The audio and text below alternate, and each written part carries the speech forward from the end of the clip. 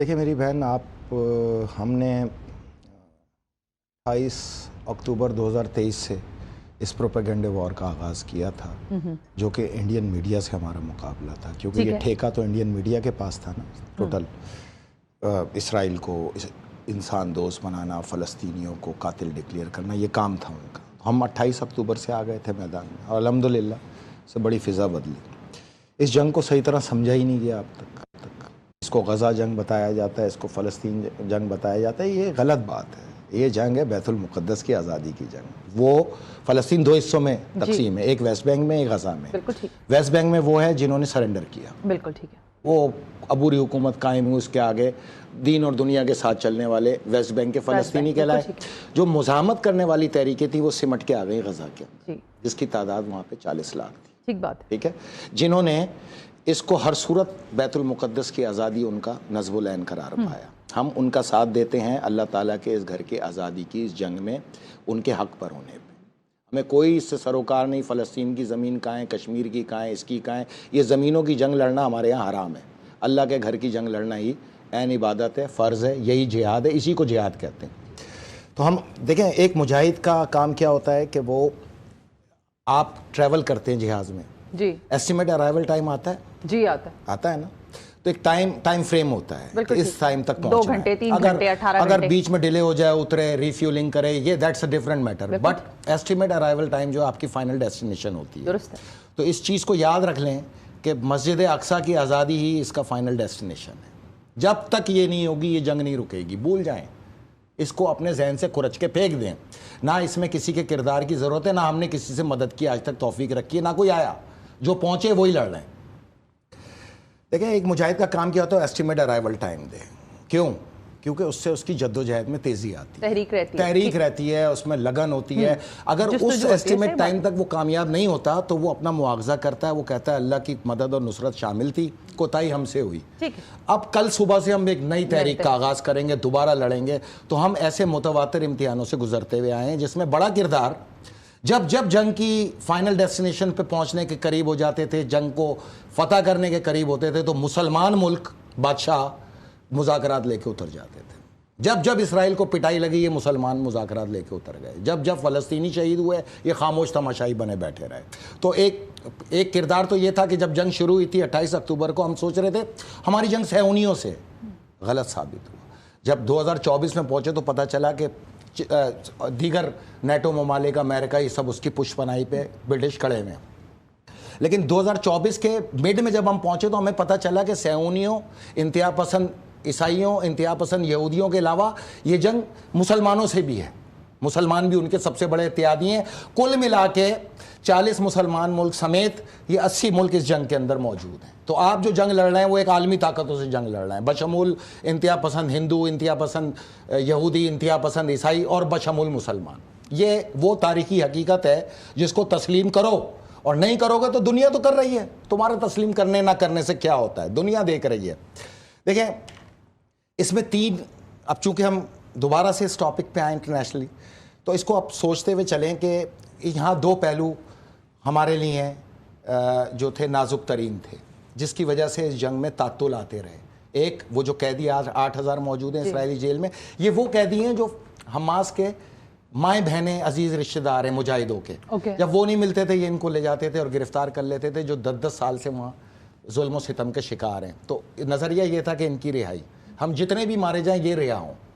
دوسرا جو نازک ترین پہلو تھا وہ 25 لاکھ عورتیں اور مجاہد، وہ ان کے مائیں بہنیں، ان کے بزرگ جو رفح بارڈر پہ پھنسے ہوئے ہیں، جس کو اسلامی ملک مصر نے آج تک پھنسا کے رکھا ہوا ہے۔ اگر یہ صرف گیٹ کھول دیں نا اور یہ نکل جائیں تو جنگ کا پیمانہ دوسرا ہوتا۔ تو جہاں جہاں رکاوٹ آئی وہ اسلام سے ہی آئی، مسلمانوں سے ہی آئی۔ اسلام کی جنگ میں اسلام سے آئی اور اسلام کا لبادہ اوڑے ہوئے مسلمانوں سے آئی۔ اس کو تسلیم کرنا پڑے گا۔ نمبر 2 میں آپ کو بتاؤں کہ اسلام کی پہچان کیا تھی اس جنگ میں، کہ اس میں ہم نے ایک سویلین کو نشانہ نہ بنایا آج تک، جس کا اقرار خود اسرائیلی media, British media, American media, European media سب نے کیا، ایون کہ مسلمان الجزیرہ فلاں دماغ سب نے کیا، کہ اب تک اسرائیل کے اندر ایک سویلین بھی نہ مارا گیا، جتنے مارے گئے سب فوجی مارے گئے۔ تو اب چن چن کے ڈھونڈ کے مارنے کے اندر جو ہے یہی اسلام اور دوسرے مذاہب کی تعلیمات میں فرق سامنے آیا کہ اسلام وحشت کا مذہب نہیں. اسلام نے جو آپ کو پیرامیٹرز طے کیے ہیں آپ نے اس کے مطابق جنگ لڑنا ہے. اس سے 19-20 کریں گے تو نہ آپ اسلام ہیں، نہ آپ کی اسلام کی کوئی خدمت ہے، نہ اسلام کی آپ پیروکاری کر رہے ہیں. تو یہ ممکن نہیں ہے. ابھی تک یہ جنگ شروع ہی نہیں ہوئی. یہ تو رپلائی دے رہے ہیں ہم. جو وہ اٹیک کرتے ہیں ہم رپلائی کرتے ہیں ان کو، چاہے حماس کرے، حزب اللہ کرے، انصار اللہ کرے، حشد الشعبی کرے، جو بھی کرے وہ رپلائی کرتی ہے. میں نے آپ سے جو یہ کہا تھا نا کہ جس دن یہ فل اسکیل جنگ شروع ہوگی تو یہ 72 آورز کی ہوگی. یہ میری بات یاد رکھنا آج بھی آپ. فل اسکیل اب قریب ہے، پہنچنا ہی پہنچنا ہے. اس کی وجہ میں آپ کو بتاؤں گا کہ یہ جو جنگ کی پکچر دکھائی جا رہی ہے مختلف ہے، جو اصل جنگ ہے وہ بالکل مختلف ہے. یہ ایک کیموفلیج ہے آپ کے پاس، جو بھی آپ کے پاس چل رہا ہے کیموفلیج ہے. اصلیت سے تو آپ واقف ہی نہیں. اور وہ کیا؟ اصلیت کو تو آنے ہی نہیں دے رہے یہ میدان میں. دیکھیں میں بتاتا ہوں آپ کو. پہلے تو یہ یاد رکھیے گا کہ فل فلیج جنگ وہ ہوتی ہے، فل اسکیل وار ہوتی ہے جس کے اندر دو بدو بھرپور مقابلہ ہوتا ہے. ٹھیک ہے. ابھی تو اسرائیل حملے کرتا ہے تو لبنان ریٹیلیٹ کرتا ہے، لبنان نہیں کرے گا تو یمن ریٹیلیٹ کرتا ہے. جنگ بندی ہوئی، جب جنگ بندی کا انہوں نے خلاف ورزی کی تو یمن نے ریٹیلیٹ کیا. نہ ایران نے کیا نہ لبنان نے کیا، لیکن مختلف پورشنز اس کے ریٹیلیشن پہ کہیں نہ کہیں ایک جواب دے دیتا ہے. جنگ کیا ہے؟ دیکھیں یہ 40 لاکھ لوگ ہیں جو غزہ کے اندر موجود ہیں. وہ نہ آپ سے یہ کہتے ہیں کہ جنگ بند کراؤ، نہ وہ یہ کہتے ہیں گولہ باری بند کراؤ. یہ ہمیں گولوں سے مارتے ہیں، بموں سے مارتے ہیں. یہ ماریں، ان کی طرف سے کبھی آواز نہیں آئی. یہ جو تکلیف اٹھی پڑی ہے نا لوگوں میں کہ ہم پریشان ہیں، ہم پر تم کائے کے پریشان ہو؟ کل پی ایس ایل کھڑا ہوگا تم پھر بھول جاؤ گے. تمہارے تو ٹوپیاں اور ٹوپی ڈرامے دیکھتے ہوئے 2 سال ہو گئے. کیا مدد کی ہے تم لوگوں نے آج تک فلسطین کی؟ 2 کنٹینر خوراک کے بھیجے ہیں، 500 کنٹینر ڈیلی چاہیے وہاں. ان کے بچے بھی ہیں، بیویاں بھی ہیں، تعلیم بھی ہے، میڈیکل بھی ہے، زندگی بھی ہے، ہر کچھ ہے. اصل مسئلے پہ آؤ جو اصل مسئلہ ہے فلسطین کا. فلسطینی تم سے کوئی بھیک نہیں مانگ رہے امن کی، تم سے جنگ بندی کی بھیک نہیں مانگ رہے. یہ تمہارے کلیجوں کے پھپولے ہیں جو تم پھٹوڑتے ہو وہاں پہ آ کے جنگ بندی کے، جو اسرائیلیوں کا ٹوٹل ساتھ دیتے ہو. اصل مسئلہ یہ ہے کہ بھوک اور افلاس. اب تک 5,60,000 لوگ نیئر ٹو ڈائی ہیں. بالکل یہ دیکھیں میں نے آج خود بھی رپورٹس پڑھی ہیں. 51,000 شہری کسی بھی وقت ہلاک ہو سکتے ہیں، جس میں 6,000 معصوم بچے ہیں. کیوں؟ دودھ نہیں ہے، کھانا نہیں ہے، پیاس ہے، پانی ہے. دیکھو بھوک کے آگے تو دنیا سرنڈر کر جائے. درست بات ہے. دنیا اسرائیل کی کامیابی کیا تھی؟ ان کی رسد روکو. اس لیے رفح کراسنگ سے انہوں نے ان کی امداد روک کے رکھی. ذرا سوچنا اس چیز کو. 40 لاکھ لوگ 1.25 سال میں ایک بار بھی نہ چیخے کہ ہمیں بھوک ہے، ہمیں افلاس ہے، ہمیں پانی ہے، ہمیں خوراک ہے. نہیں آئی یہ آواز. آنی چاہیے تھی بھائی. انہوں نے تو 1 سال کنٹینر ہی نہیں آنے دیے اندر. تو یہ زندہ کیسے رہے؟ وہ پہنچ رہی تھی نا رسد. میں بتاتا ہوں نا. یہ جو رسد تھی یہ 500 کنٹینر ڈیلی کی ہے. اس میں دودھ بھی ہے، دلیا بھی ہے، خوراک بھی ہے، میڈیکل بھی ہے، میڈیکل انسٹرومنٹ بھی ہے، سرجیکل گیسز بھی ہیں، میڈیکل گیسز بھی ہیں، ایون کہ پیپر، پن پیپر، ہر طرح کی چیز، ایوری تھنگ جو ایک انسان کو زندہ رہنے. اس میں اسماعیل ہانیہ شہید کا بیان یاد رکھنا کہ ایران نے ہمیں کوئی کمی نہیں ہونے دی. کوئی کمی نہیں ہونے دی ہمیں ایران نے. 1.25 سال ایران نے ہر چیز ہماری دہلیز پہ پہنچائی ہے. اب کہاں سے پہنچائی ہے؟ رفح کراسنگ تو بند تھی. اردن والے تو سب سے بڑے یزید، وہ سارا مال اسرائیل کو بیچتے ہیں. ہم نے آج تک ایک جہاز نہیں ان کا پہنچنے دیا اسرائیل ایفا بارڈر پہ. جتنا اسلحہ آیا، جتنا خوراک آئی اسرائیل کی، سعودی عرب، یو اے ای اور ترکی کے وجہ سے اردن کے رستے اسرائیل میں داخل ہوئی. مسلمانوں کو ایک ٹرک، یہ مومنوں کو ایک ٹرک نہیں دیا مسلمانوں نے آج تک. یہودیوں کو بھیجا 1.25 سال. تو ان تک یہ خوراک کیسے پہنچی؟ اصل چیز پر آؤ جو اصل مدعا ہے. یہ خوراک آتی تھی شام کے ذریعے. یہ جو ایران نے 16 سال میں یہ ٹنلز بنائی تھیں، اسی کے ذریعے اسلحہ، اسی کے ذریعے خوراک، اسی کے ذریعے تمام ضروریات زندگی پہنچا کرتی تھی. اس شام کی معیشت میں تھا کیا؟